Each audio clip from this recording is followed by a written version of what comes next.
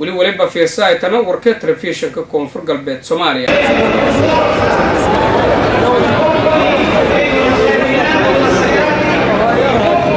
bulshada muslimiinta ah ee ku nool magaalada Milano ee dalka Talyaaniga oo Soomaali qayb ka yihiin ayaa sameeyay dibadbax balaaran oo looga soo horjeedo xasuuqa lagu hayo shacabka muslimiinta ah Rohingya ee dalka Myanmar. kumanaan muslimiin ayaa maanta isugu soo baxay wadooyinka waaweyn ee magaalada Milano ee wadanka Talyaaniga.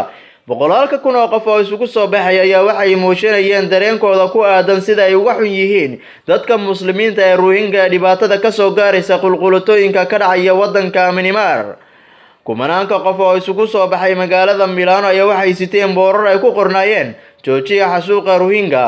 qaar ka mid ah dadkii ka soo qayb galay dibadbax ayaa ka hadlay dhibaatada loo geysanayo walaalaha muslimiinta ee Rohingya. waxa weeyaan dareenkii shucuurteedu maanta aad baan u faraxsanahay anaga oo ka soo qayb galnay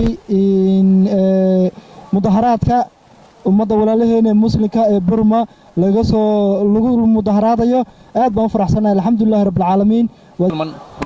বাংলাদেশের সব মুসলমানরা একত্র হয়েছি সমাবেশ করার জন্য আসছি আমরা এখানে সব বার্মার জন্য সবার জন্য দোয়া করব সবাই জন্য বার্মার জন্য সুষ্ঠুভাবে থাকে এই কামনা করি ইনশাআল্লাহ.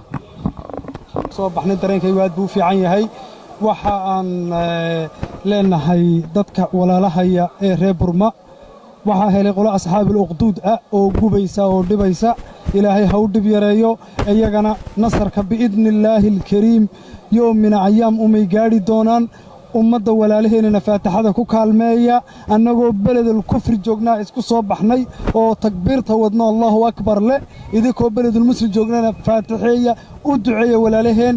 salaamaya meel kasto ay joogaan ummadda Soomaaliyeed waxaan leeyahay dhiigiina waxa weeye waa dhiigga islaam baynu ka abtirsanaa u kaca islaamka muujiya waxa weeye islaamnimadiina oo meel kasta oo aad social media aad kaga jirtaan Facebook Twitter soo dhixdhiga inshallah.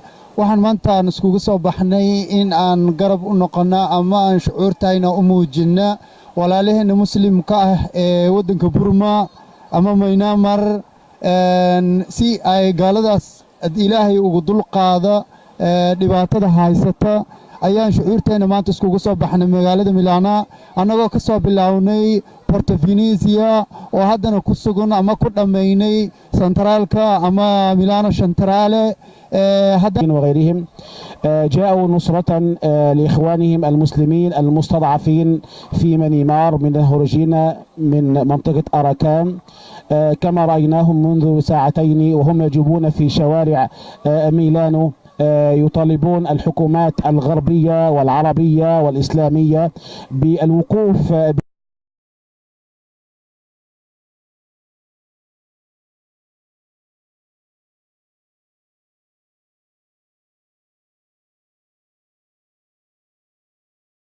arintani ayaa saameysay guud ahaan bulshada muslimiinta ee ku nool dunida islaamka.